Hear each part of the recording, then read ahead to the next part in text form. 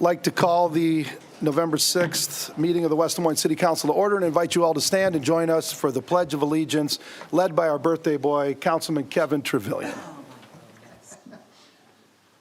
Allegiance to the flag of the United States of America and to the republic for which it stands, one nation, under God, indivisible, with liberty and justice for all. Happy 40th birthday, Kevin. All right, please sign in. Take it. Take it.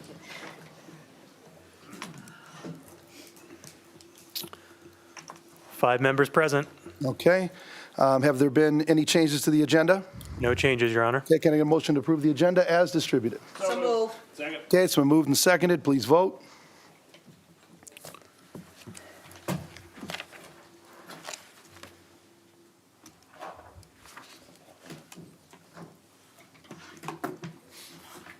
These things are sticky. 5 yes. Okay, the agenda is approved. Item 2, Citizens Forum. This is a time for anybody that has an issue that is not either part of public hearings or new business that would like to address the council to come up and address the council. I would ask that you keep it to 5 minutes or under and keep it civil and respectful and give us your name and address for the record. I know you're eager to present. Go ahead.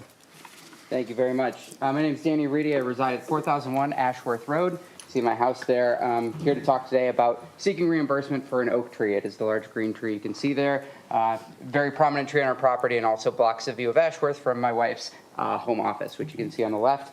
I apologize for speaking very quickly, but I'm going to try to stay in that 5-minute time frame. So I want to take you through a timeline of what happened. On August 5th, there was an issue noted on SeeClick Fix about the tree and the branches that were hanging close to the ground. I happened to be signed up for those, so I immediately commented back and say we were advised basically not to trim this tree during this time, but we're going to take care of it in the winter. We are aware of the problem. On August 7th, the issue was closed, given to community compliance, and on August 14th, a city worker showed up to our property and began trimming the tree with no official notice. They didn't check if anyone was home. My wife happened to be working and just saw somebody cutting branches off of our tree.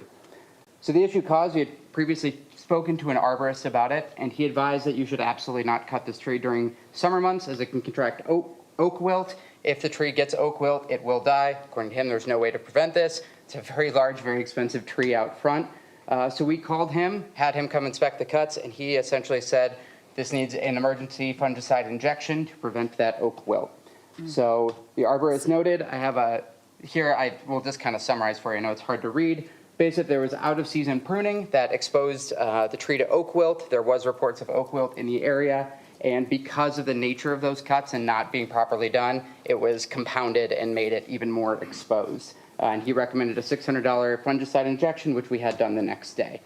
Why we were believed you're entitled to compensation on this issue, we have 2 main issues.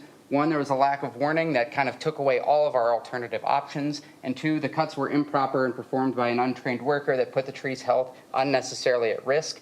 Because of these, we took what we think were the best cause steps to move forward, and that we should be reimbursed for that.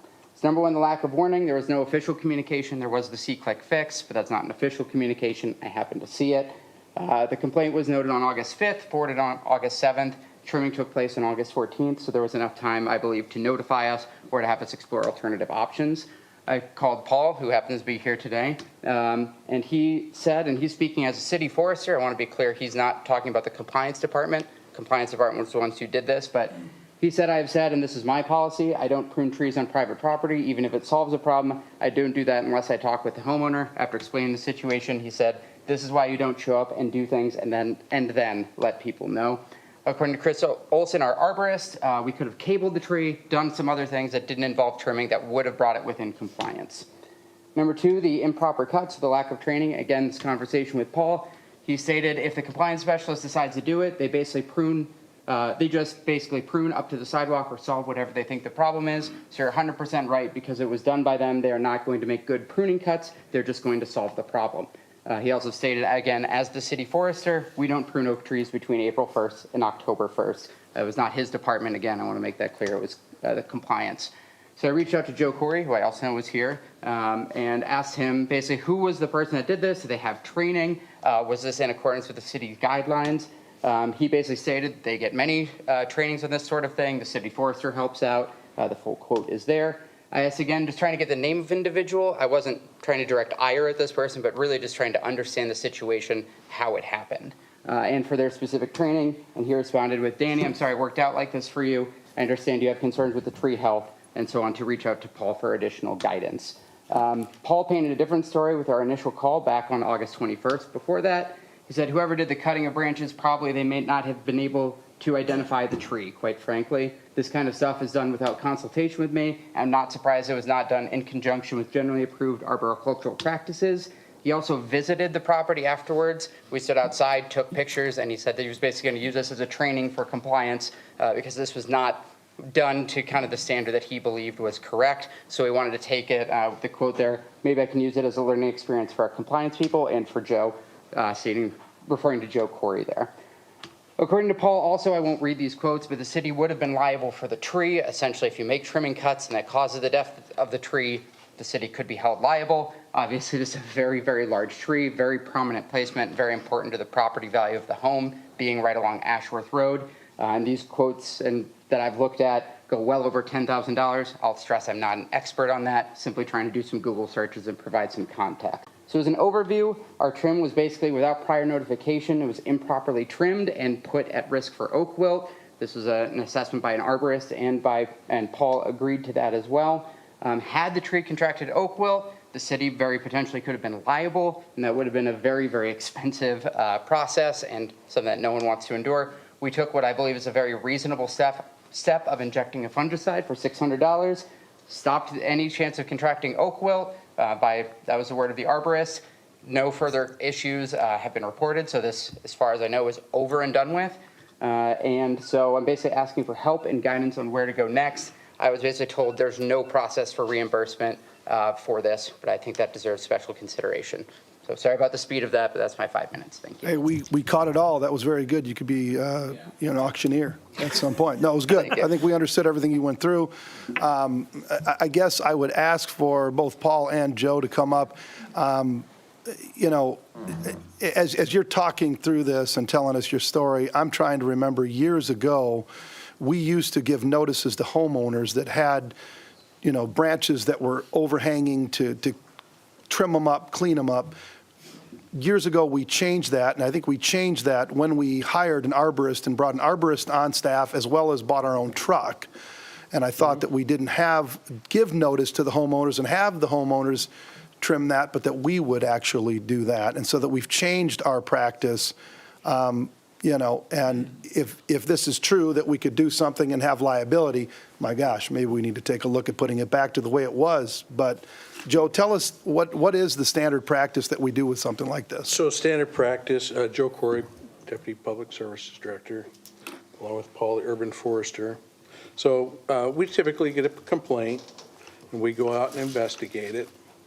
If we have, we've had this long-term standard practice for trees in the right-of-way or in the private property, if they extend out into the right-of-way, if they're a small limb, we'll just cut them. We'll do a self-abatement right there and take them away, just to get rid of the hazard. That's our primary focus, is just get rid of the hazard. We know that there's a lot of kids that run along that corridor from Valley, so it's kind of a higher priority issue for us. Just go ahead and cut it.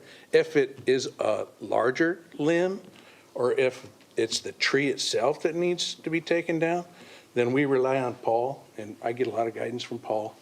Every day I learn a lot more, so.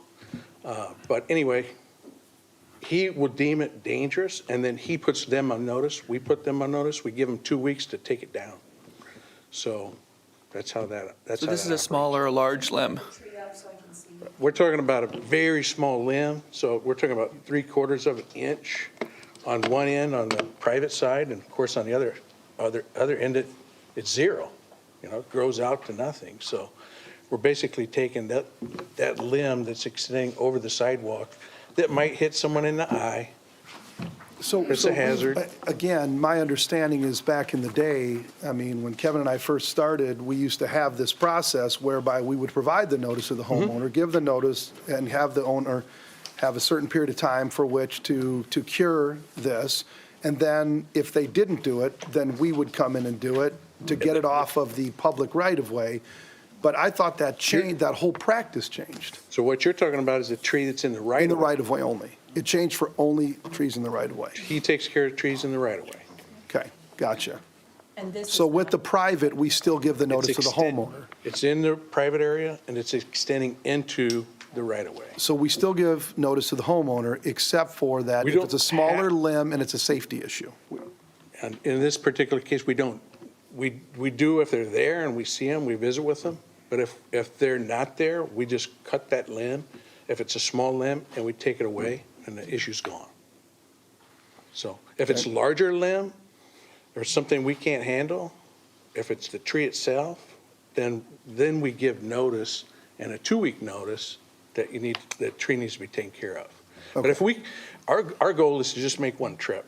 I mean, everything we do, we're trying to, become more and more efficient, everything we do. So if we can go out and take care of an issue with one trip and just cut this off, we don't charge anybody for it, we take care of the safety concern, Yeah. then we're gone. Okay, I've got a question. Greta, according to city policy, if my neighbor's tree, we'll say in my backyard, is overhanging onto my property, I can trim that tree up, straight up from the property line. Is that correct? That's correct. So that really is no different than what took place here. That's correct. That's right. So we look at more as a courtesy, and we've cut hundreds of these things. And it's unfortunate, I feel bad that, that this happened for him, and it's an oak tree, and, we feel like we're late enough in the year. The cut itself is small enough that it's really not a harm to the tree. I get that someone told him that was. I understand that, the arborist suggested that, but based on what I've learned from Paul, based on the size of the cut, and late in the year, in August, really not as much of a concern. okay. There's very little risk in Paul, making- could you add to that Since then? Joe brought that up, yeah, first of all, I want to say that it is our standard practice that we don't prune oak trees between April 1st and October 1st. That's out of an abundance of caution for oak wilt. However, if you look at the back of that, there's the pages, 3 photos that demonstrate the size of the cuts, which were not exceedingly large. And the first page that you have is from the Iowa DNR website, and it states that from August 2nd to October 31st, there's a low risk of oak wilt transmission. Also on that website, which I did provide that to Danny, although the trees were already treated by the time we met, or the tree was. On the second page, there's University of Wisconsin has a degree day indicator for the emergence of the Coleoptera beetle, which vectors oak wilt. And I highlighted on there a couple things. One is I put in the latitude and longitude for 4001 Ashworth. Selected August 1st as the pruning date. And based on that, the potential risk of oak wilt transmission after July 15th is low. And I also highlighted at the bottom of that, and I'll quote from a 2018 study, only low proportions of beetles carried viable oak wilt fungal spores after July 15th. And then at the bottom, abundance and contamination rate of Coleopterus truncatus, which would be what we would probably tend to have this far south, with the oak wilt fungal spores peaked in April and May. Abundance of Coleoptera ai peaked in October, but the pathogen most commonly isolated from beetles was collected during May and June. So I also included a page from Iowa State Extension, which states the chance of oak wilt transmission after July 15th is low. That's because the beetles are not as active, and those that are active are, the large proportion of those are not carrying a viable oak wilt fungus. So we do things out of abundance of caution, but in this case, based on the size of the cuts and the timing of the year, if I had been contacted, I probably would have advised using a tree paint. We typically don't use tree paints, but for oaks in the summer, it's just an added layer of precaution. And once those wounds dry out, it's no longer attractive to the beetle. So I think there would have been a cheaper alternative, and I would put the chances of that tree getting oak wilt from those wounds at probably 5% or less. But yeah, I don't know what the conversation was between the arborist and Danny, but that would have been my advice. But so the chances were low of the tree getting the disease at all from the time that we cut. But at the same time, okay, we cut it right when we were there to be efficient and take care of the issue because it was a safety issue, is what you're saying, Joe. That's right. And we do these on sidewalks. So we would never have noticed them because it's a safety issue. If it wasn't a safety issue, Right. we would have noticed them. If we see it as a safety issue and someone had reported it and said it was a safety issue on See-Click Fix, so we get it, we go out and look at it and we said, yeah, that's definitely, it's a limb that they reported that it was 3 feet from the ground. So anybody running in the early morning or evening is going to, it's going to be a hazard to them. So the decision was made, let's just take care of it right then and there. And we haul it off. And we visited with, I believe it was your wife. She was there. Yeah, we'll so- give you a chance. So we do this with sidewalks, we do it with bike paths, we do it in the alleys, we do it all over. If we see it, we take care of it.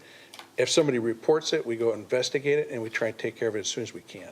If we can handle it ourselves, we do. Well, let Because me- it's just a cheaper cost for everybody. And let me ask this, and I don't know if this gives us any liability, but Greta, if somebody reported it, we came and we found it, we decided not to cut it at that point in time, somebody rode their bike or whatever, got hit by it, we are not liable in any way, shape, or form. It still goes back to the homeowner in that point, no?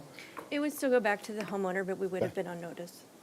Okay, so we could have potentially, in this litigious society, been brought in on whatever lawsuit went on because we knew about it and didn't take care of it Correct. at that time. And the likelihood may not be good, but nonetheless, we would be in on that. I wouldn't feel very good about it. Okay. All right, Danny, Sorry, go pretty ahead. Yeah, specific. come on. Just as kind of context, also on that same sidewalk, there's an issue with MediaCom cables running through. I don't know if that ever made it to the council. There was about an inch wide cable that was running out of a box on our property across 2 full driveways and sidewalks, probably about 100 yards. Very thick cable that was there for 5 months. We reported that, and it was noted as a safety concern. We heard from the city that it was not allowed to be there, and they were directed to remove it. And then that person came back and said, well, actually, we were directed not to remove it. We can't. So in terms of a safety issue, something like that was allowed to run across that very same sidewalk. That was not any choice of ours. We were trying to get it removed for 5 months worth of time. And then also just a couple, we weren't really contacted. My wife went outside because she saw somebody cutting at our tree. And I fully believe all of the investigative reports and everything. I think it's pretty clear from the case that I laid out. I don't think this was a calculated decision. I think somebody got it and went out and started making cuts. And, it turns out that, yes, there was a low chance of oak wilt. I was trying to point out, I think there's an error in the process that wasn't, at least to my degree, and I'm speaking not something I was a part of, but it seems like as part of that, they didn't do the calculations to say, okay, this is a red oak. Okay, I mean, from the very quote, they said they may not even have known what kind of tree it was, speaking frankly. So that strikes me as this was not a calculated thing, but rather this was a result, and I'm very happy that the result was low. the person who came out didn't know about oak wilt. That prompted us to get an arborist. That's what the arborist told us, and we went from there. There's a lot of troubling things about this, but one of them that I'll mention now is that, let's say that we did say, hey, it's not a safety issue, we'll just leave it, we'll give you notice. I mean, you saw that the tree was that close to the sidewalk. How come you haven't trimmed it before this time period? Yeah, we had kind of noticed, we actually had the arborist out, and basically because of the growth, this hasn't been like a multi-year issue. Some of the Okay. branches were kind of bending down, and we weren't quite sure, quite frankly, about what the city regulations are. I'll take full fault for that, and I don't want to argue at all that it was not, or that it was in compliance. So that part, I think, is fairly straightforward, and in terms of the liability, it's like, we agree that the cuts should be made. Yeah. There's still a duty of care there to care for the tree. Sure, and I'm not blaming you for not cutting it then and there, but I guess, had we gone about this the way that you wanted us to go about it, which we couldn't because it was a safety issue, and you had this arborist come and make this cut, he still would have had you pay that amount of money to treat the tree, would he have not? I think the alternative options that we have, there were things that didn't involve trimming the tree at all. We could have cabled the tree and brought that branch up within compliance, Okay. and then could have cut during a dormant time. That was his Okay. recommendation. Okay, Once he was gotcha. there afterwards. So there was alternatives, but because we weren't Okay. discussing, we couldn't do Couldn't any even of do those. that. Yep, Correct. gotcha, thank you. And the reimbursement is for exactly what? Just for the fungicide to inject it into the tree to prevent the oak wilt. $600. Yes. For me, I'm a data analyst by day. Even if that was 5-10% chance for a $10,000, $20,000, $30,000 investment, economically speaking, I think it was the right thing to do. We knew how important that tree is, and just the cost of cutting it down would have been a monster cost. So I felt that it was in line and proportional to the risk that was at play. Councilman McKinney, Thanks, Mayor. I just- then Councilman Lotz. Okay. I got a few questions, just trying to understand a little bit more about a few things. Probably more for Joe or Paul. So we didn't give notice, I understand that. How far, I mean, the size of the limb that we're talking about here, where we didn't give notice versus the size of the limb where we would give notice, is it really close or they're really far apart? It's a judgment call, but this one is like the size of a quarter, I suppose, and maybe the biggest end of the deal. On one end, and the other end is zero, so it grows out to nothing, right? So branch 4 or 5 feet long, maybe. All right, so we don't really have a clear standard on it, just more judgment calling. Yeah, so if he's able to go out there with a hand clipper or loppers, just take that off, he handles it himself. Okay. He's not hauling off truckloads. We get into areas where somebody's got a hedge the entire way and it's clear out. That's just way more than he's gonna be able to handle. So then a notice would be given. All right, so how about on the hazard side? Help me understand what the hazard was. So a hazard, it could be someone in a wheelchair going down the sidewalk, could be someone on a bike, it could be a runner, it could be a jogger. Any of those folks that run into that tree, it's gonna be an issue. That makes sense. I'm trying to visualize, was it 6 feet off the ground? Was it? Well, of course, it depends on how wet the tree is, right? If on a wet day, it's really low. Yeah. On a really dry day, it's a little bit higher, but it's gonna be in someone's path across. So it was down eye level? Yeah, it was reported to us, it was 3 feet from the ground. Okay. Now, let's say if the tree died, all right, let's say the tree died as a result of what we did, who would be liable then? And maybe that's for Greta, I don't know, who knows? But let's say the tree died because it didn't get treated, who would be liable? Because it was found to be a danger and a nuisance, we did have the right to self-help and to trim it to the property line. So I don't think that we would be liable in that case. And then I guess my last question is, what are we being asked to do right? I mean, I know this is part of a citizen forum, like, we don't make decisions. We're not, so- we don't make decisions What are we as doing here? citizens I mean, help me forum. understand. I appreciate you bringing it up, I don't like the fact you. I just didn't gonna ask for give notice, guidance. Yeah. For And what I would suggest is that we have a subcommittee take this up and hear this and make a recommendation and then bring it forward to the council, because the council is going to have to vote. If we agree to, let's say, do reimbursement, that has to be something that we're going to have to probably vote on. So I can set that up with, Yeah, and I guess I would say the committee that that makes the most sense probably is the Public Services community compliance. or Community Compliance. Yeah, either one. Yeah. Yeah, probably Community Compliance. Councilman Lotz. Mr. Corey, how many trees do we trim like this every year? Boy, I would say dozens and dozens, Quite a number. quite a number. How many trees in the city do you think are out of compliance We today? probably had 200 this year that Paul has been dealing with that has been given notice. The ones that we've just gone out and cut ourselves and self-abated is probably under 100. Okay. How many do you think are out of compliance in the city, if you had to guess? Oh, there's Quite a few. quite a few. Yeah, definitely quite a few. We try to catch as many as we can, but we often go by complaint driven as well. Yeah, Okay. you have to. I have a quick question for Danny, too, if you can step up. When do you normally trim your trees? And were you aware that, like, blocking the public right away might be an issue?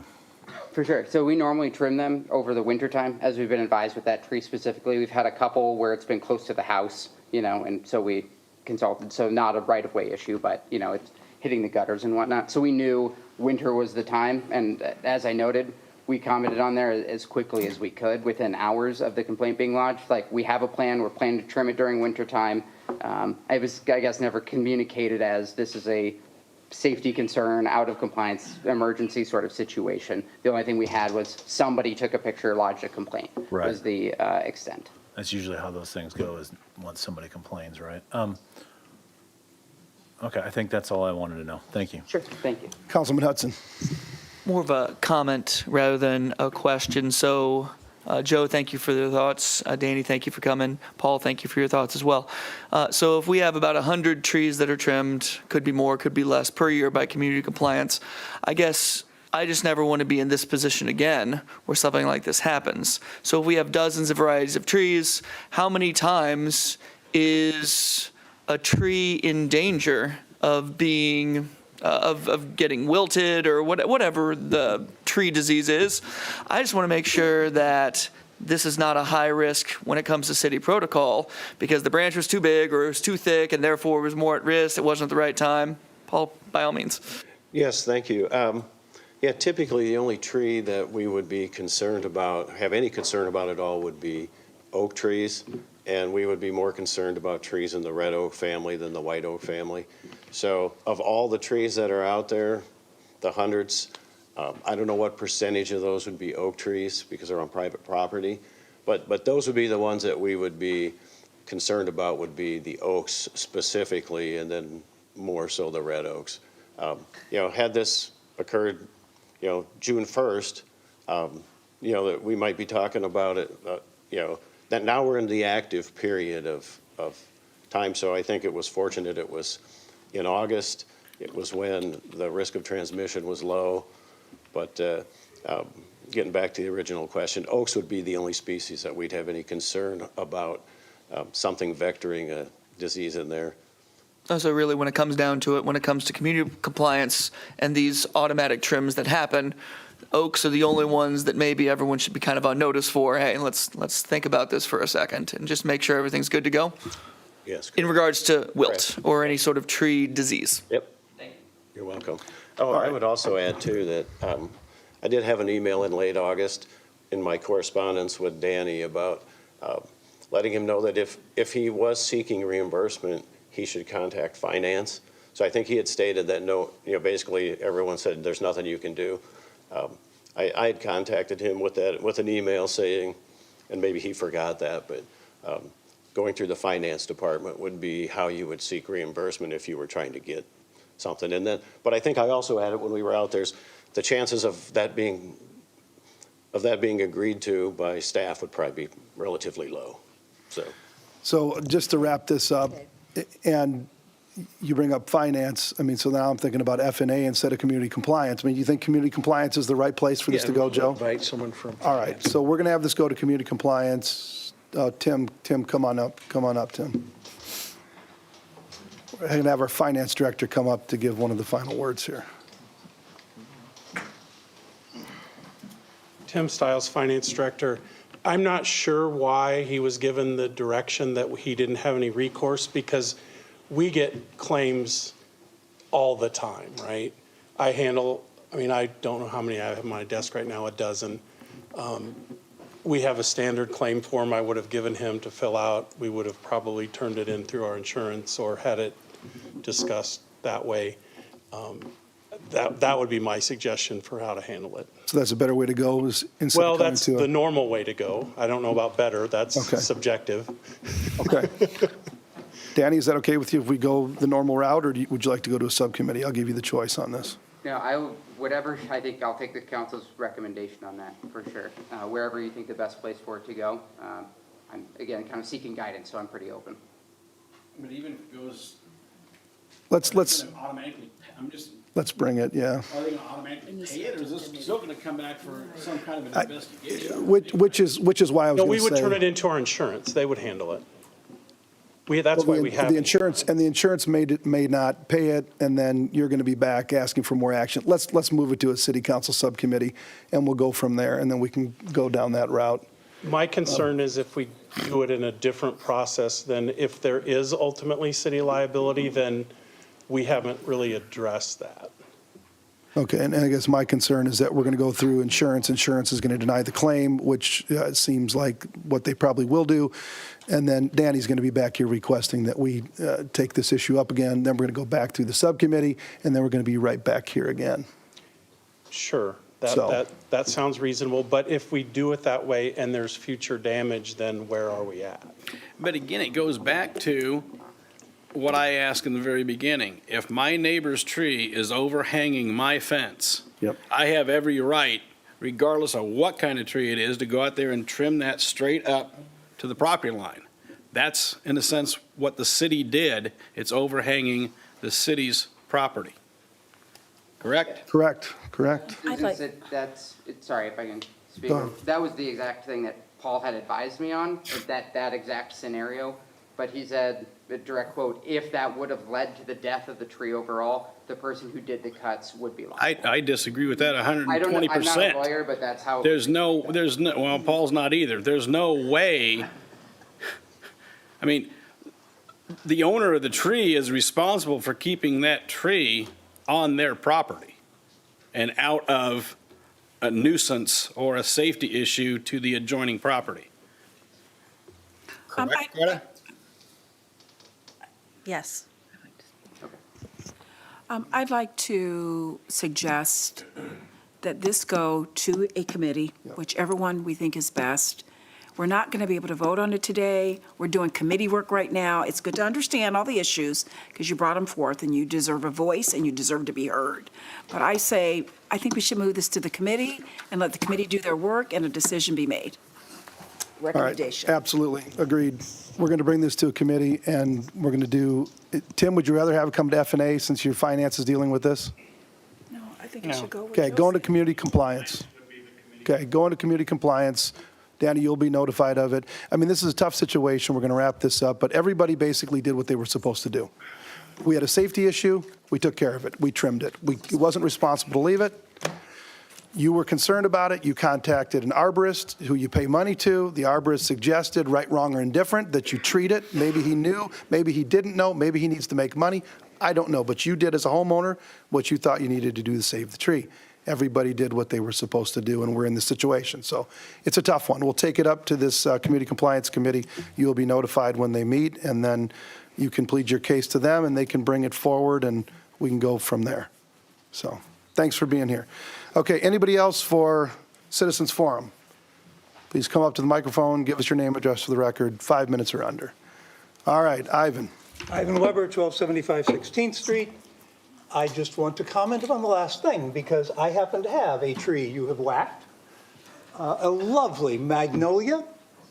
You only whacked it once because I whack it twice a year now, so you don't do it. And I put it up 8 feet, and it's in great shape, and it was a hazard, and you were right to whack it, and you were right to get me to do it. And by the way, I think other people you've done this to do what I do. They go out once a year, they figure out where the tree needs to go, or twice a year.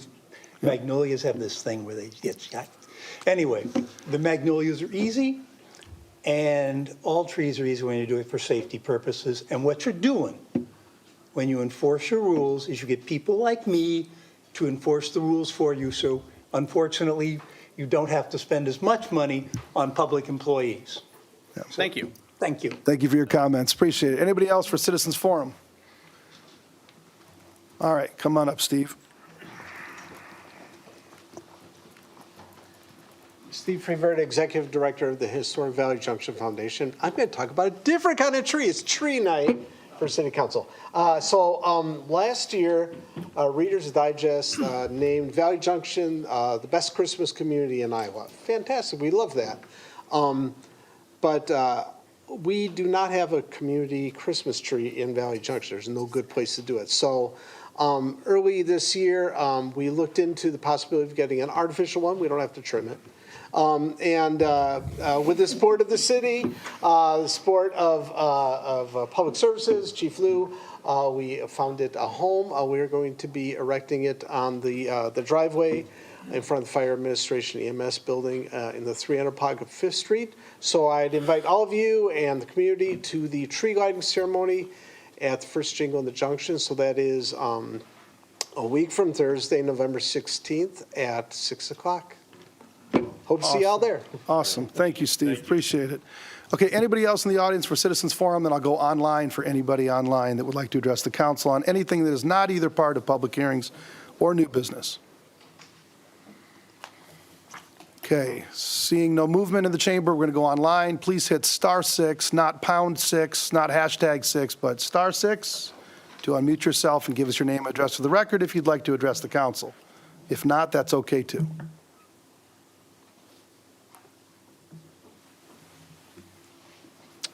Okay, hearing no one, Citizens Forum's closed. We're moving on to item 3, Mayor, Council, Manager Report, Other Entities Update, and we're going to start off with 3A, which is an update with, on the Metro Water regionalization with West Des Moines Waterworks, and I know that we've got members of the Waterworks Board here and our Executive Director of Waterworks coming up to give us a presentation. Please give us your name and address for the record. Let's get this presentation loaded here. Oh.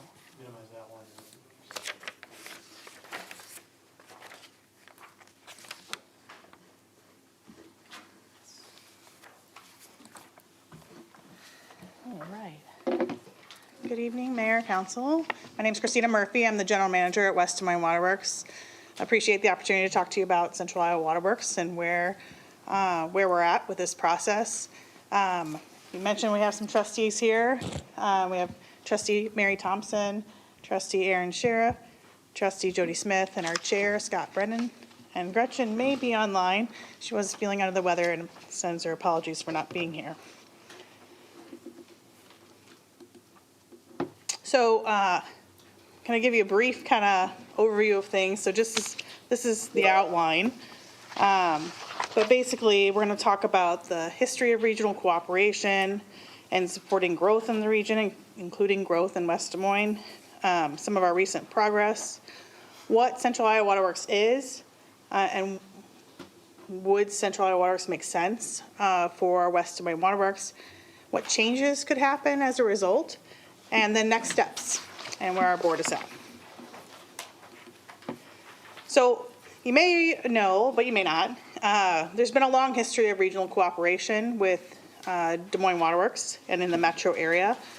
Urbandale was actually the first wholesale customer of Des Moines Waterworks, and West Des Moines didn't come along until the 1970s. Many of you may realize we produce about 70% of our water through AC Ward and purchase about 30% from Des Moines Waterworks. So let's talk a little about that history of cooperation. Many of you recall the floods of 1993. And in that time, you may recall West Des Moines actually was able to continue to serve water, which is something that we're very proud of. But 80% of people were without water during that time. And after the flood of 93, Des Moines Waterworks worked with the suburbs to say that we really need to do something to get more resiliency in the system. So we came together, several plants have been constructed since that time, an investment of about 70 to 80 million back in the day, in 93, that'd be a lot more now.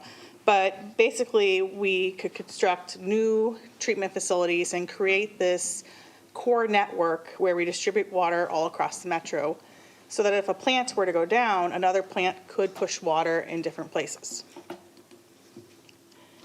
So this is the current, just a quick overview of the Des Moines Water Works system. It doesn't have AC Ward on there.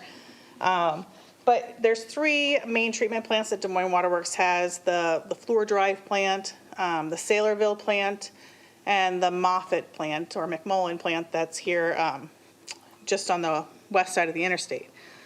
So as we got that robustness and the suburban communities continued to grow, the demand that the suburban communities actually withdrew or bought from Des Moines Water Works grew over 50%. In fact, we're at 60% of the demand actually goes out to the suburban communities. And if you can imagine, over time, suburban communities really wanted to have more say in their water, more say in how the rates were being set, all of those things. So this, yes? Question. On the previous slide, what's ASR stand for? Yes. Well, so ASR is an aquifer storage and recovery well. Okay. That's a well that we actually pump water down into the aquifer and store it during the wintertime and bring it back out during the peak summer demands. And actually, we're 60% designed on building one here in West Des Moines. So. And then the second quick question Yes. is this fair to say that the entire community in the Des Moines metro area, Des Moines, West Des Moines, that we're consuming roughly 110 million gallons a day? We're not quite to that level, but the peak demand of the Des Moines Water Works system is over 90 million gallons per day, and that doesn't include AC Ward, West Des Moines. The other producers that are part of this is Polk City. They have just a few wells, and then Grimes is part of the conversation. They actually have 2 plants, an old plant and a new plant that produce water.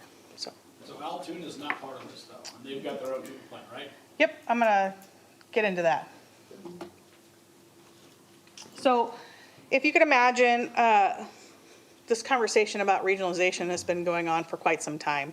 You know, well over a decade. There's been many starts and stops, many hurdles. A lot of them, as you can imagine, with that much investment, the suburban communities are like, we paid for this already. We don't want to pay for it again to buy in. You know, the proposals just didn't quite work. Okay, so, but again, this demand has been growing, and I would say in the early 2000s and over the next decade or two, there was a lot of conversations that happened. We hired consultants to help try and put a framework together, and that wasn't successful. So that's been going on for quite some time. Until recently, right? So there's been a lot of renewed interest over the last, I would say, 3 years. And actually, Des Moines Water Works had put out a proposal in the fall of 2019, and we all had a chance to evaluate it. And we had one meeting, and COVID happened, right? And our way of business changed. And it wasn't going to be easy to have meetings with 25 people around the table having that conversation. So things kind of fell off. But in that summer, the 3 board-governed utilities, that's Urbandale Water Works, West Des Moines Water Works, and Des Moines Water Works, began meeting weekly, first over Zoom and then in person. But essentially, in November of 2021, we put together what was called the outcomes document, which is a framework for regionalization. And then the next step was the first draft of the 28EF. That's the document that will help define the overarching governmental entity. And then, as you probably have been hearing, so the first draft, February of 2022, the second draft in March of 2023, and the final draft actually just this past fall. So lots of drafts. I have actually copies of it if you want it. It's about 120 pages at this point with all the tables, but an extensive document that outlines how regionalization would work. So Councilman Trevelyan mentioned about Altoona. So we had the initial potential members that are listed here, and you've probably heard in the news that Altoona and Bondurant have chosen not to participate in Central Iowa Water Works. At this time, everybody else is on board or considering their option for joining CIWW. I believe at this point, Ankeny, Clive, Des Moines Waterworks, Polk City have all passed the resolution, and a number of them are upcoming here in the next, over the next several weeks. So they are choosing not to join at this time. So who on that list produces water besides Des Moines and Washington? Polk City and Grimes. To what degree? Very small amounts. I think Polk City is like 0.4 million gallons per day.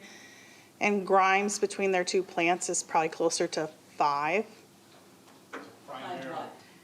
million gallons per day, sorry. And Polk is 4 million. 0.4, very tiny. So basically, this gives them a seat at the table that they currently don't have by strictly buying water. Correct, so that's fair for all of those that are wholesale customers of Des Moines. Nobody has a seat at the table right now. The decisions are made by the Des Moines Water Works Board. So that's what'll be different. And we're gonna talk a little bit about what CIWW is and what it isn't, so. So it's a new governmental entity. It's an overarching entity that has a limited function. So it'll have a narrow scope of responsibility, and then we're talking about production only. So that's our source water, our treatment, and some transmission of the core network out to the suburban communities. Everybody that joins will have a seat at the table. Des Moines Waterworks will have 2 seats because they have a population over 100,000. So as West Des Moines and I'll say Ankeny, as the next 2 entities grow, they'll get a second seat at the table, and only 2 is the max amount. 100,000 is the threshold, no? That's the threshold we set. Yep. And the basis of that choice was population-based, not based on amount of water produced for the entity. Yeah, so that was interesting. Good. That was part of the negotiation. But how do you treat rural waters that often feed, have like livestock or ethanol operations? So you have to really try and figure out a solution on how you would treat population. Or in West Des Moines, we have data centers. So again, trying to find something that's fair and equitable.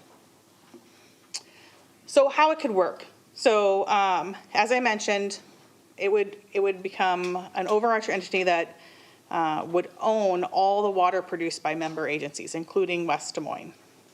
We, or any member, would be required to purchase our water exclusively from CIWW. And you're probably thinking, how does that work for Xenia or Warren Rural Water? They have defined service territories that they'll have to purchase exclusively from CIWW. CIW would charge a unified wholesale rate, much like Des Moines Waterworks does to us now. They give us a uniform wholesale rate. And then we would combine that with our other costs and then set retail rates for our customers. As I mentioned, a narrow, yes? So Des Moines Waterworks then would be called Central Iowa Waterworks. Will people still retain their same independent names, and this is just a structure for the primary purpose of production? Yes, so a new entity. So Des Moines Waterworks would remain. They would become a retail, they would serve their customers retail, but CIWW would be the entity in charge of source, treatment, and some transmission. And so they will have a staff to some degree and a building. So you say that they're going to own all of the water. So West Des Moines Waterworks has their own wells that comes into the AC Ward treatment plant. Yep. West Des So Moines Waterworks is going to pay to treat that water and then sell it to Central Iowa? that's correct. All the water is going to go to CIWW. So let me answer, I think, your first question here. So yes, Des Moines Waterworks is going to remain. We're going to become retail customers. And as far as staff, right now the plan is to have an executive director, or it could be a firm that CIWW hires to oversee Central Iowa Waterworks. That's the only permanent staff currently planned for it. They could contract, they'll have to contract for legal and fiduciary responsibilities and maybe some administrative support.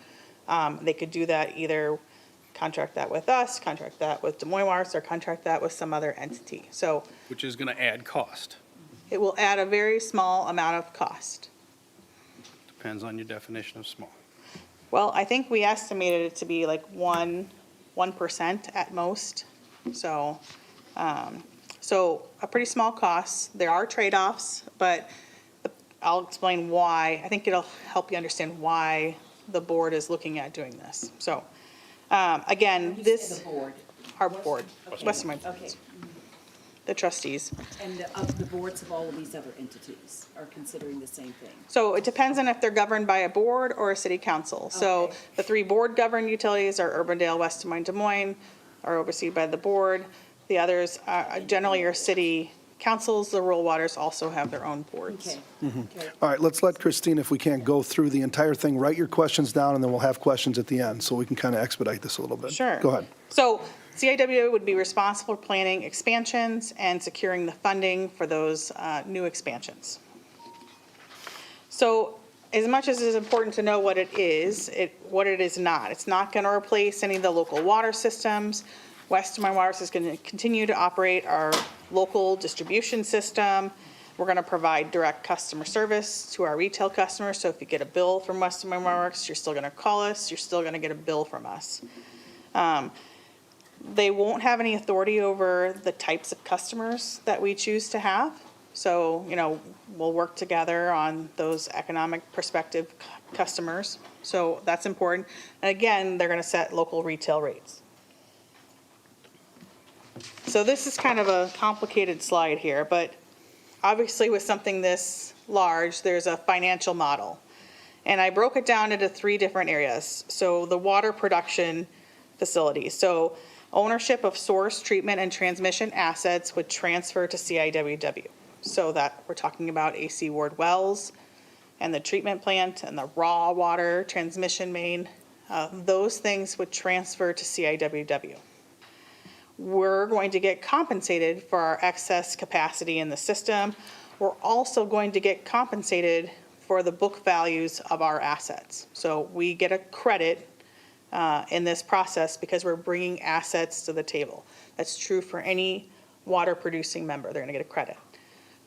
One of the things that's made this different is that we're also going to get a credit for the assets that we've purchased or supported in Des Moines Waterworks. So we have 8.97 million gallons per day of purchase capacity in Des Moines Waterworks that we bought over the years. And we're going to get a credit for those assets that we've contributed to at Des Moines Waterworks. So if you can imagine, there has to be a financial sort of true-up of everybody's capacities and investments so that we can all start on the same playing field, right? And so that's what's going to happen. And I'll talk about what those estimated credits are. We are going to be paid to produce the water at AC Ward plus 2%. So if you're a producer, the 2% is our costs. All of our costs will be reimbursed by CIWW plus this nominal 2%, which is to cover things that we probably can't account for very specifically. And then the capital costs for replacing all the AC Ward, the wells, all those assets will be funded through that uniform wholesale rate. So how the financial model could work for West Des Moines Waterworks, I think this is important. So I mentioned the water production assets will transfer. I listed several of those assets there. Any asset that is shared by 3 entities, which you may or may not know, 98th Street Tower is shared by 3 entities, that will transfer. Assets that don't transfer are distribution piping, the land, unless it's, if it's not used for multiple purposes, it may transfer. If it is, like where we're at on AC, where AC Ward is at, won't transfer. We get a $19 million credit for the assets that we own and approximately a $10 million credit for the assets that we own in Des Moines Waterworks, which is like a total of $19 million worth of credit, which for us helps the buy-in cost be relatively low. The buy-in cost varies for every customer, depending on how many assets that they actually have. So just something to realize, our current treatment capacity, and I'll round, okay, 19 million gallons per day. Our new capacity, including our Saylorville allotment, is about 18.2. That's fluctuating and changing. It's gonna probably change just a touch bit more. Our all-time maximum day demand so far in 2012 was 15.83 million gallons per day. So thought that might be good context. So benefits of regional water. The best management of available water resources. It's a cooperative relationship instead of a competitive. There's financial equity. So economies of scale in treating water. The lowest, we've done the financial analysis. It looks to be, and I'll share this, the lowest cost for our customers in the future. Not just in securing the quantity of water we need, but the cost also. There's system resiliency. So this, I call it the wagon wheel of plants and transmission mains that are all connected. So if any one plant has an issue, we can backfeed through other places. Right now, we can get water from AC Ward, the Fluor plant, and McMullen. And with the newest expansion at Saylorville, the 10 MJD and the mains, water could flow from Saylorville out west if we needed it to. So that's 4 plants that provide us redundancy. And then regional-wide cooperative planning for growth and economic development, which I know is important to the city. And then this regional governance where you have a seat at the table and have a say.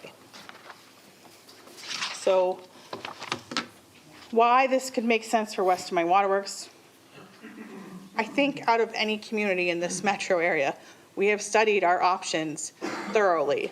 We have tried to take a very detailed approach to understanding where are we going to get our source water in 20 years, because plants do not get constructed overnight. We're talking about an 8 to 10 year process from the time I say go, the time a drop of water that can go to somebody comes out the plant. So you have to plan far in advance for your water needs.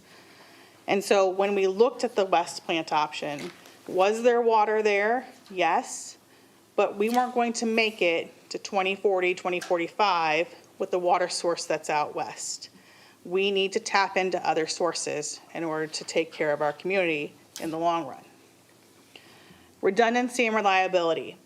The regulations, including the quality, source water quality concerns, which you're not going to get away from out west if you went that way, those are becoming big challenges for the water industry. PFAS, all these new regulations, we have to pull all of our resources to make sure that we can continue to provide safe, reliable water. So, and the finances. So this is an average, the cost savings when we hired PFM to do a study for us to look at the west plant option versus regionalization. And the cost savings from choosing CIWW for our water production needs versus going out west was an average. That's why that line is straight. Imagine it goes up and down. It's the average of 30% over 40 years. So this amounts to approximately $500 million over 40 years. So it's not insubstantial. So I get this question a lot. What could happen at West Des Moines Waterworks? Again, I mentioned you're not going to notice a difference. We're going to be there taking care of your water. We're going to be the face of your utility. You can still call us with your needs. That's what we expect. Our operators, our employees at the plant we're going to, if we move forward with CIWW, we're going to enter into a 20-year operating agreement. So our employees will remain West Des Moines Waterworks employees. We'll have control over that. They'll remain employees for 20 years, and then CIWW would negotiate that. The projects that affect AC Ward and our treatment and source will require approval of the CIWW board. That is different. Right now, our board approves all those projects, and that's the last step. So they're going to review those and recommend them, and the CIWW board will have to approve them. Now, you're probably thinking, oh no. Well, we all have long-range plans. West Des Moines Waterworks is no exception. Just in the last couple of years, we put together our 20-year long-range plan that evaluated our needs. And so those projects have already been incorporated into that large 28E document.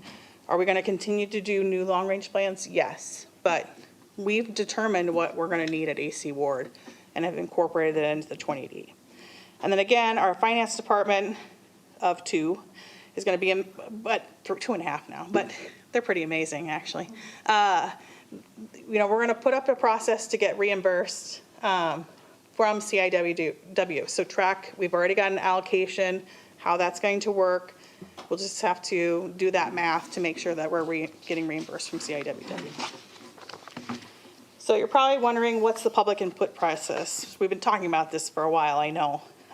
But we've been meeting and having public input meetings, both at our board meetings and separate meetings and online meetings, because I think we took your recommendation to heart, trying to make sure we try and get out there in different avenues, different times a day. We've recorded presentations and put them on our website. We're sending out direct emails, really trying to meet one-on-one with some of those that are very much interested in it. So we've been trying to get that public input before the board makes a decision. Yeah, these are all 2022. Did I? This is 2023. Okay, 2023. Yeah, this is just in the last couple months. This is what's coming up. So again, public education, September through November. There has to be a public hearing because of the asset transfer. So next steps, on November 15th, the board will make a recommendation from the committee and set a date of the public hearing on December 20th. So that'll be the formal vote by our board. If approved by all these different communities, which that process is ongoing, it has to be signed, this document, the 2080F, and filed with the state. It's going to take some time to stand up an entity that large. So the operational commencement date is 2025, January 1st, 2025 at this point. It could be pushed a little further back depending on how long it takes to execute that 20D amongst all the entities. More questions? All right, questions? Sure. I have a couple. Go ahead. Hey, Councilman thank you, Hudson. Christina. I appreciate the presentation. Appreciate the board being here as well. Thank you all. I have no doubt in my mind that due diligence has been achieved and beyond that. So thank you for all the work you put in. I had one question about the asset transfer. We had been emailing a little bit. The words you said a couple of minutes ago were, when it came to the financial model and the transfer of the assets, such as AC Ward,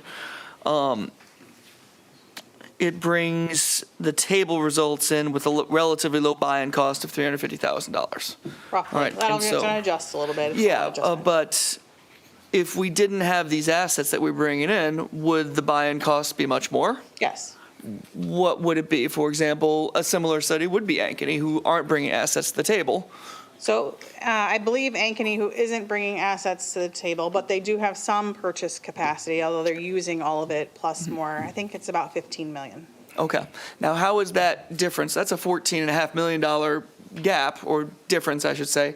How is that reflected for the taxpayer? So they'll be reflected in their ratepayers, their water rates, right? So, but the buy-in cost, we've worked closely with SRF, the State Revolving Loan Fund, and IFA, and those buy-in costs can be SRF funded, so they'll be able to issue debt and bring that by. It wouldn't be as heavy of an impact on the rates initially. Sure. And when I say taxpayer, I mean the water purchasing citizens. Ratepayers, that's what I like to use. Yeah, there we go. Now that's easier. So. We don't use property tax. In essence, I just want to be clear, so a resident, and I'm not trying to pick on Ankeny, they're similar size, a resident in Ankeny who's purchasing water from this new entity will be paying a higher rate than a West Des Moines resident because we are bringing so much more to the table? Good question. So remember, there's a unified wholesale rate that CIWW is going to charge. Now, Ankeny is a growing community just like West Des Moines, and we're going to have to invest in expansion. So there's going to be that cost on top of it, plus the cost that we generally have for customer service, reading bills, distribution. That will become their retail rate. So yes, their retail rates will be higher because their buy-in cost is higher. But not the actual water costs. All the water costs will be the same, but all the extras on their bill. All the extras That's what we're talking from about. buy-in. And then, again, they need more capacity, just like West Des Moines, so you have to pay for that capital for expansion. A community like Clive that maybe isn't growing anymore or is landlocked won't have to buy a lot of future capacity. So their costs may be different and lower just because they're not having to invest in that expansion. All right. Thank you, Christine. I appreciate it. You're welcome. A lot of components that go into that rate. Okay, other questions for Christina? One quick question, and maybe it's All for right, Councilman Lotz. John or Greta or you, Christine, I'm not sure. So the board sitting back there, hi guys, they will make the decision about this. Who owns the assets technically? So the brick and mortar assets are owned by West Des Moines Waterworks. The land is owned by the city for the purposes and benefit of the West Des Moines Waterworks. But we actually, in most cases, are not transferring the land, just the brick and mortar assets. Okay. Okay, so there's really not going to be anything for us to vote on up here. We're not looking for a vote, we're just looking to inform and hopefully gain your support. Thank you. I do have a couple of questions. First of all, thank you for the presentation. Thank you for board members being here as well. Tell me why cities are opting out, like Altoona and Bondurant. What is, Sure. and then are there other cities that aren't on here that should be? Or are you going to grow is Central Iowa Waterworks going to grow the membership? And I'm using membership loosely. Sure. So first question about Altoona and Bondurant, and I don't want to speak for them. Bondurant has, they have a unique setup with their economic development too. They have data centers. They had a plan for a deep well. They think that they can expand, at least in the short term. I don't know what they're considering for long term, and meet the timeline that they need for their economic development purposes in a shorter time frame. So they're in a tighter probably position, at least currently, as far as getting capacity online. And they think that they can do that cheaper and faster by staying separate at this time. So, and they have a plan for they believe they have a plan for their long-term water use. So, Bondurant doesn't currently produce water. Okay. So, but they're a fairly small community, and they believe that they can construct a plant in the time frame that they desire for the costs that they have been quoted. And they believe that that is a better option for them than CIWW. And, you know, they've done these comparisons, and maybe they may like more control over not having to go to CIW or work together. Okay. So as far as, oh, sorry, your second part of your question. On the membership. So there is a path in the 28EF for new members to join. Two of them that are listed on there actually is Van Meter, and I don't know if they're interested or will be interested. Sure. But there are a couple communities that we identified that had spoken about some interests that creates a smoother path for them to enter. But another community could approach and follow the mechanisms outlined in the 28F to join CIWW. No one can buy water unless they're in the entity, correct? No one can buy water unless they're a member, unless there's a listed wholesale agreement already in place. Like Des Moines Waterworks serves Windsor Heights, that agreement will remain in place. They'll continue to take care of that. And then there's a new structure that's called Central Iowa Waterworks, which will be headed up by, you have to have staff to source this, right? You're going to have an executive director, and I know how things do. They grow. So you just don't have an executive director standing out there by themselves. So what do you see as the head count and staffing costs for this? And how are these other entities using that? If we have someone that's heading up Central Iowa Waterworks doing some of that, how does that affect your position and you and others? Sure. And I'm just trying to see if we're creating an infrastructure that allows for more additional costs. Well, I mean, just trying to understand it. we have these regional entities all across the metro, DART and Metro I get Waste that. and WRA.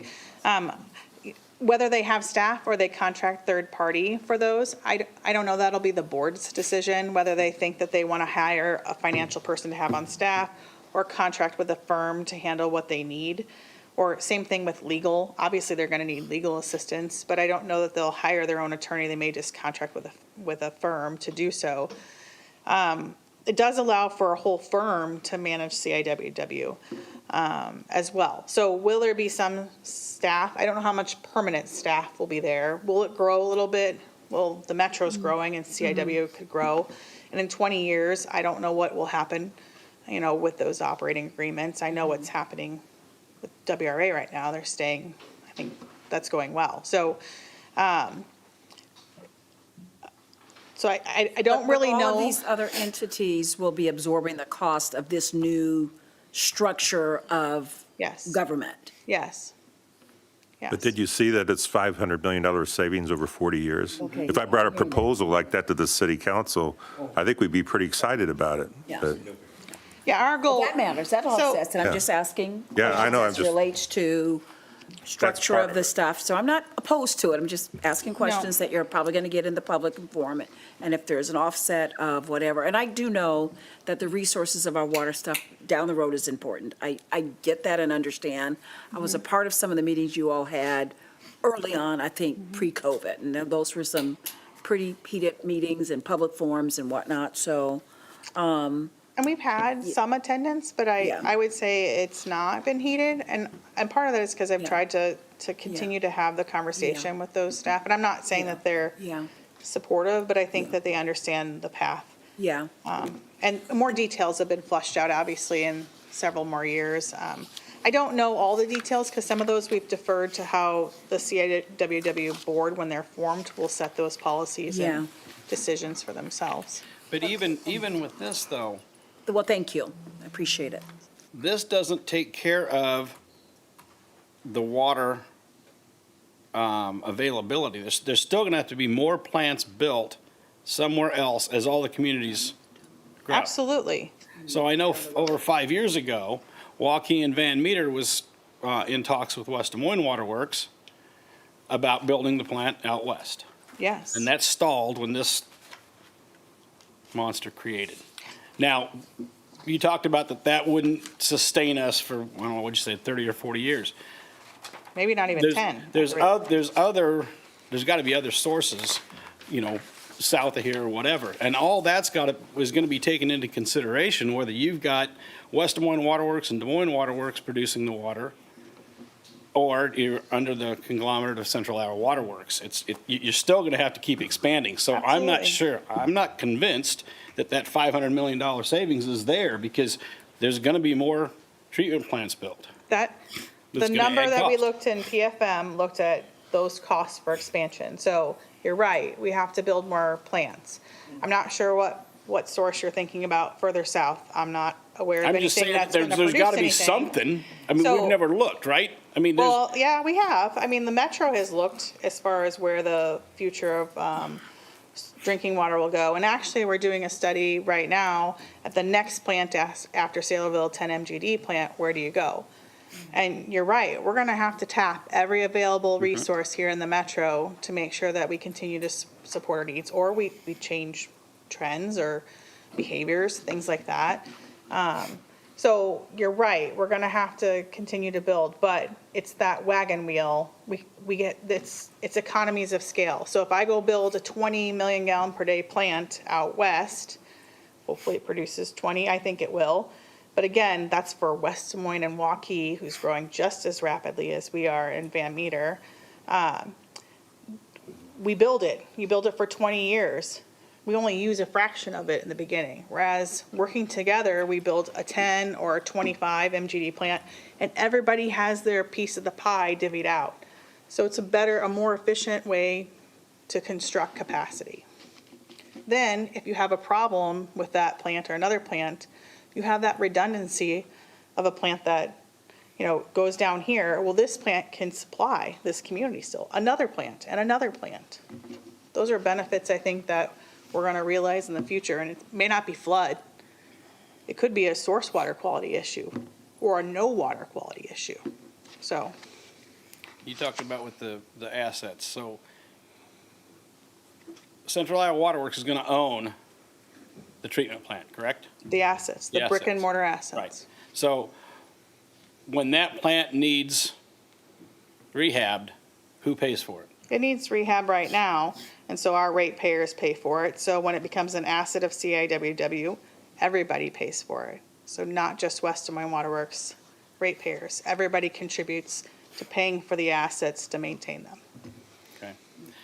if there's expansion going on south and west or whatever, and we've got development agreements, things like that for, name a big company, who decides and who helps pay for that expansion down that way? Sure, that's a good question. I think probably one that is most important to all of you. So this allocation that I shared you is what we have, plus we're building an ASR up through probably, I'll say 2030, 2032. Every 5 years in CIWW, I'm, or whoever's in my position, in concert with talking to Tom and Ryan and the city council, needs to decide how much capacity are we going to ask for. There's how much I think we're growing, and there's how much we want to maybe reserve for customers that we don't know about yet, right? But that's going to come at a cost. So it's going to be a complicated number to decide on that we're all going to have to live with. But the next expansion of Saylorville is $16.5 million per million gallons per day, per one, okay? So you can't go buying, if you buy a bunch of it and you don't use it, the people paying for that are not the industrial customer that you have, it's all of our ratepayers. We have to pay the debt service. So it will be a very engaged process as we decide that next capacity number. Any other questions?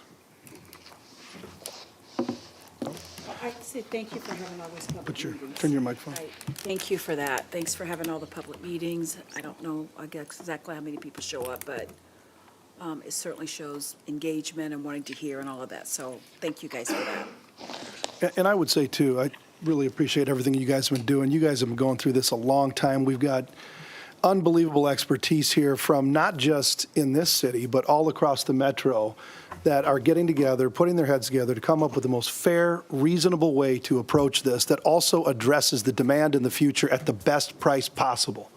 And that's what we've got. And I trust you guys as the expert to put together the best deal that we possibly can for our ratepayers, for our taxpayers.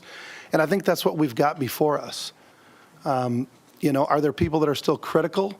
Maybe. But we'll take the criticism too. It makes us better. You know, you guys have really thought long and hard through this, and you've put together an unbelievable plan to address the water quantity and quality in the future. I would, you know, Christina, I think I talked to you before, I would love to do anything we can to address some of the water quality in the city of West Des Moines and make it even better than it is. There's nothing wrong with our water. I know, you love it. You love it. I Russ, know. it's not, I know. water quality is fantastic. I'm talking about taste. There's nothing wrong with Yeah. the taste. I'm talking about taste. Yeah. And Well, we getting new try and make plumbing sure and our all rates that. are but- affordable. That's important too, Yep, so. yep, nope, it's great. Thank you guys for all the work. Really appreciate you being here and presenting and everything you guys are going to do from now until this thing gets put into place. So, thank you. All right, with that, believe it or not, we are still on mayor, council, manager, other entity update report. We'll start down with Councilman Lotz. Any report? Nothing to report, Your Honor. Okay, Councilman Trevilian, the birthday boy. Nothing this time, Your Honor. All right. Councilwoman Hardman. Yeah, I would like to share just a few things. Thank you very much, Mayor. Right before here, I was participating in the ribbon cutting of the Taste of the Junction Gallery, which is a new gallery. Lots of work has been put into that, so it was very, very exciting to see the place just full with people excited to see the new gallery there in the Taste of the Junction. So I know, Steve, you were there supporting the efforts, and I know Vicki was, and of course, Rachel Long is the executive director of the gallery and whatnot. So it was a partnership. Mo Mayor offered their decorating expertise and advice just because they knew that this was new. And so I saw it as a really good collaborative effort from people in Valley Junction that really pulled together, that attempted to make this very successful. So it was very, very nice. Also, I participated for 3.5 hours at the Stillwell Junior High School Community Day. A lot of what we do happens outside of these four walls, but got to spend time with 3 classes talking about the work that city council folks do. Don't know that we'll ever have any of them run for city council after my presentation. No, I'm just kidding. They did ask about you, Mayor, and ask, were you the guy that talks a lot in meetings? And I said, Were my kids and wife there? So I thought that was really funny, but they said aye.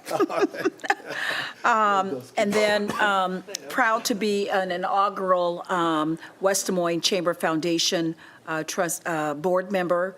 I know they had their inaugural meeting, and there's another one coming up in December, but as we all know, the West Des Moines Chamber is going to now have their own foundation, and they have a wonderful group of folks that agreed to help spearhead that, so proud to be an inaugural trustee or board member for the newly found foundation. So quite busy, but good stuff going on. Great report, Councilwoman, and I really appreciate you attending the career day at Stillwell, except I was very depressed that I couldn't be there. I think I was out of town, and that is like one of my favorite days to present to the kids and listen to all the questions, the incredible And a lot questions of those kids questions. have. But they're very astute if they talk about me talking a lot, you know, working on my listening skills too, so. And Taste of the Junction, I'm sorry we couldn't be there. Tom and I had a meeting with DART CEO Amanda Wonke. Otherwise, we would have been there supporting as well. But anyway, on to Councilman McKinney. Nothing to report this time. Thank you. Councilman Hudson. Well, tomorrow is Election Day, and I wrote a short essay about voting and democracy in America based on the Frenchman Alexis de Tocqueville and his seminal work in 1830. However, given the fact that we're well into this meeting, I will just say, everybody, voting is from 7 a.m. to 8 p.m. tomorrow, and it's going to be a beautiful day, so what else can you do but get out and vote, and thus concludes my report, Your Honor. Appreciate that reminder. It's really important to get everybody out to vote, participate in the process. Okay, City Manager Haddon. Yeah, I'd like to comment, the board all left the Water Works Board, but Christina, but they've done a great job. They've been working on this process for 3 years, and their report's available for you. I'd be glad to, I actually was in charge of Altoona's water and wastewater plant when I was city administrator there years ago. They no longer have a wastewater treatment plant because it made sense for them to go to the WRA, and I was on that 20 years ago with Jody Smith when the WRA was formed, heard some of the similar things. And what's interesting, the ones that didn't join right away, they all came knocking at the door eventually. So I just want to give them plenty of kudos. And if you want to go into depth on any of those, I'm available. Well, I know you are. You know it well. All right. Okay, thank you so much for your report. All right, moving on to item 4, consent agenda. We are going to pull the following items. This is like Wheel of Fortune's RST LNE. I'm going to give you off the bat, and then I'll let anybody else pull anything. Item 4A, 3, we're going to pull. Item 4T and 4U, 1 and 2. Pull 4C3. Okay, oh, I'm sorry, that's what I meant, 4C, 4C3. Let me say it again, 4C3, 4T, 4U, 1 and 2. That's what I meant, not 4A. Move the remainder. Okay, it's been moved, is there a second? Moved and seconded. Okay, please vote.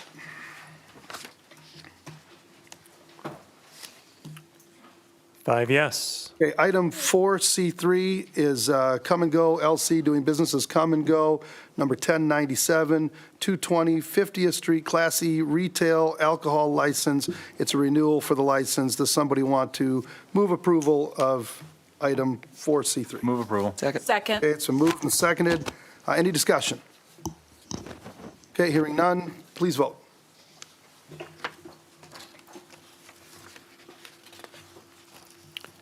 Four yes, one abstention due to potential conflict of interest. Okay, item 4T is a resolution for the approval and acceptance of property interest for Grand Avenue reconstruction west of I-35 to South 60th Street. Does someone want to make a motion to approve item 4T? It's been moved. Is there a second? Second. Moved and seconded. Any discussion? Okay, hearing none, please vote.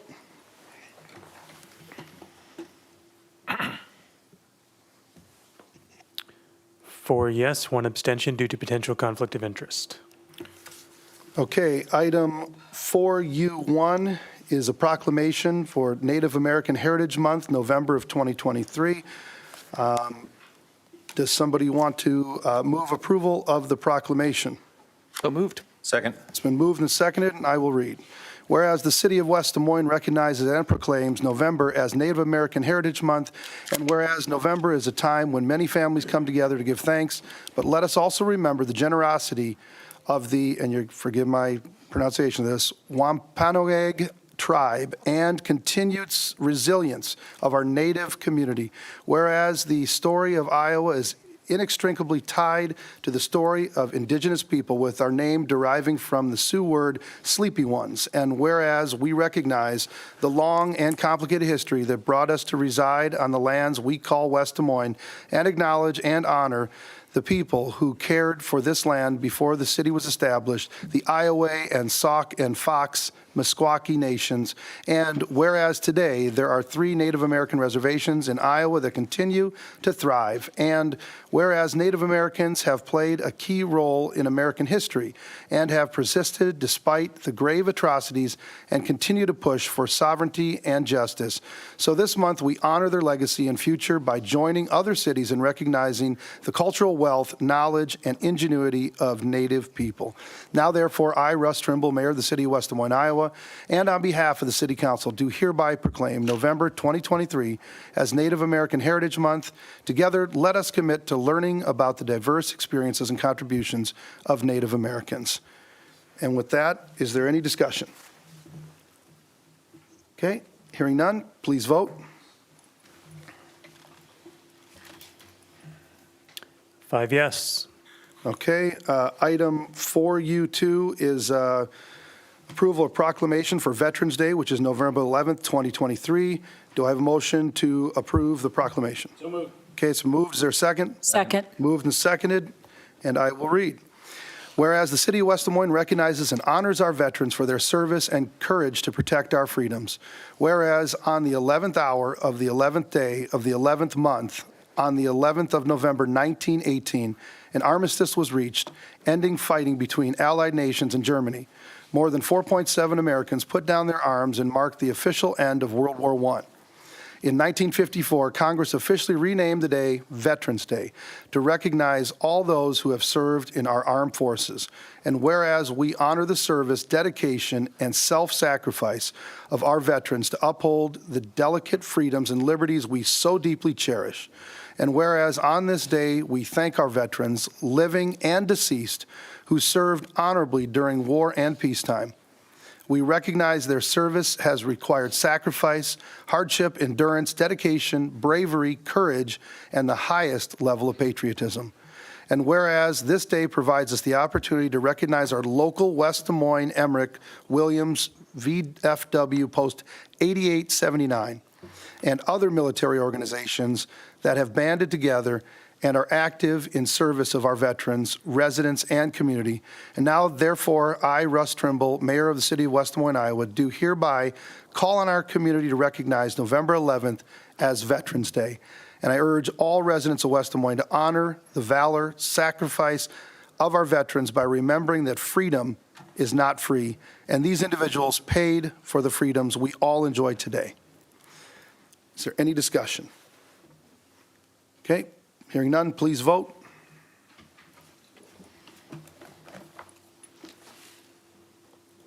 Five yes. Okay, item 5, old business. There is no old business.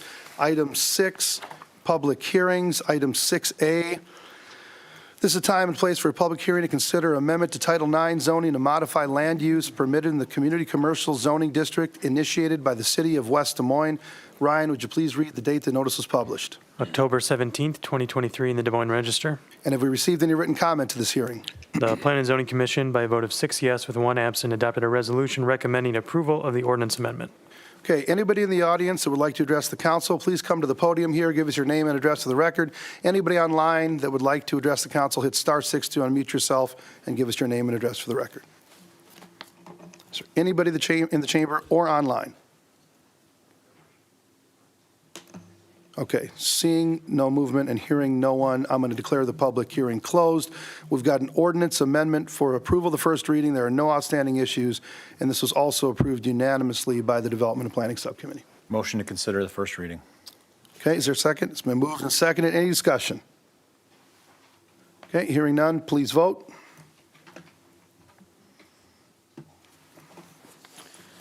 Five yes, an ordinance amending the City Code of the City of West Des Moines, Iowa, 2019, Title IX zoning pertaining to land uses allowed within the Community Commercial Zoning District. Motion to approve the first reading. Second. Okay, please vote.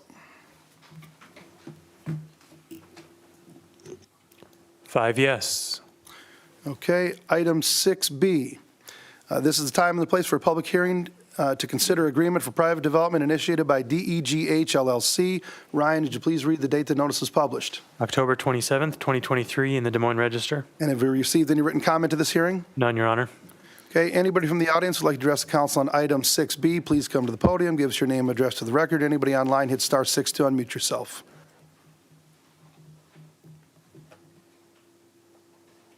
Okay, seeing no motion, I will declare the public hearing closed. We've got a resolution for approval of the development agreement with DEGH LLC, and there are no outstanding issues.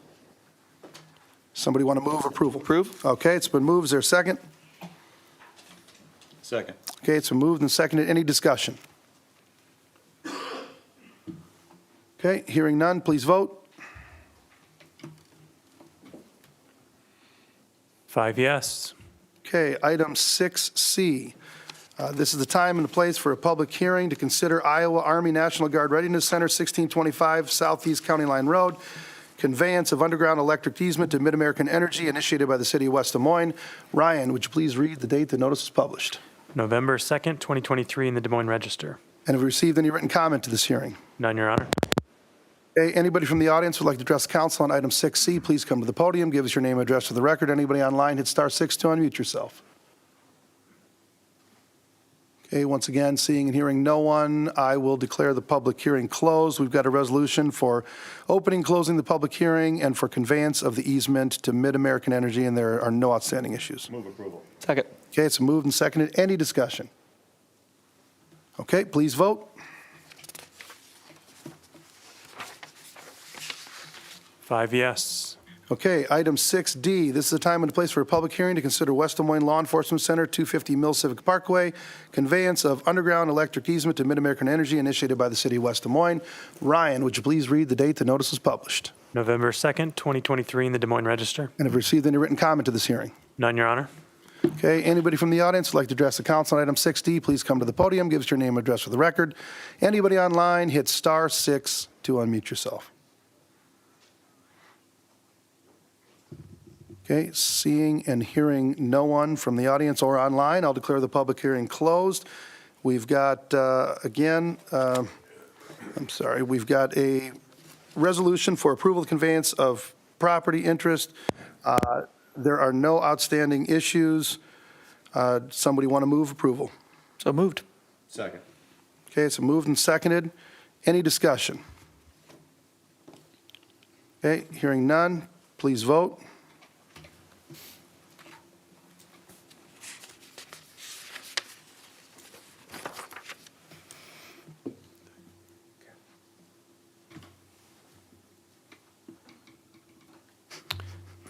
Five yes. Okay, item 6E, we are being asked to continue the November 20th, 2023 meeting to allow for additional time to finalize a proposed agreement and have it signed by the tenant. Motion continue.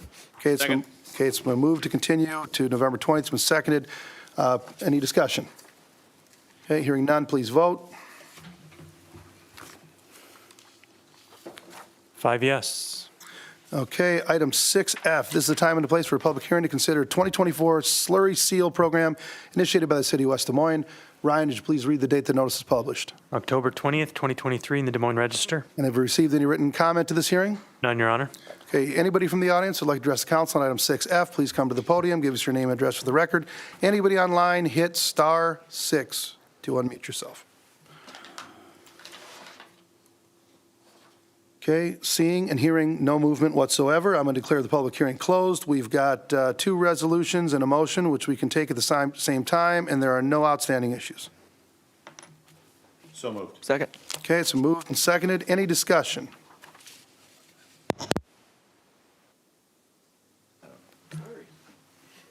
Okay, hearing none. Please vote. 5 yes. Is the other mic, is that mic working? Oh, okay. Item 7, new business. Item 7A, Bridge Lot Plat 1, northwest corner of South 19th Street and Fuller Road, approval and release of final plat to create 2 lots for multifamily residential development, 2 outlots and 1 street lot, Walnut Creek Community Church. We've got a resolution for approval and release of the final plat, and there are no outstanding issues. Motion to approve. Okay, it's Second. moved and seconded. Any discussion? Is there anybody from the audience or online that would like to address the council on this item? Okay, hearing no one, please vote. 5 yes. Okay, item 7B, Bridge Lot northwest corner of South 19th Street and Fuller Road, approve full site plan to allow construction of 1 4-unit townhome building, Walnut Creek Community Church. We've got a resolution for approval of the full site plan. There are no outstanding issues, and the applicant is in agreement with all staff recommendations. In addition, Development and Planning and Finance Administration have approved this item unanimously. Motion for approval. Second. Okay, it's moved and seconded. Any discussion? Okay, is there anybody from the audience that would like to address the council on this item or online? Okay, seeing and hearing no one, please vote. 5 yes. Okay, item 7C, we've got a motion, we've got an ordinance amendment for the first reading to place a stop sign on Glenwood Drive at South 33rd Street, and there are no outstanding issues. Motion for approval. Second. Okay, it's been moved and seconded. Any discussion? Okay, hearing none, please vote.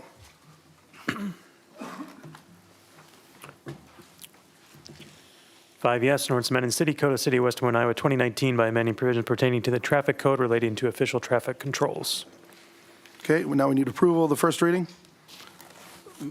Move approval. Okay, is there a second? Second. All right, please vote.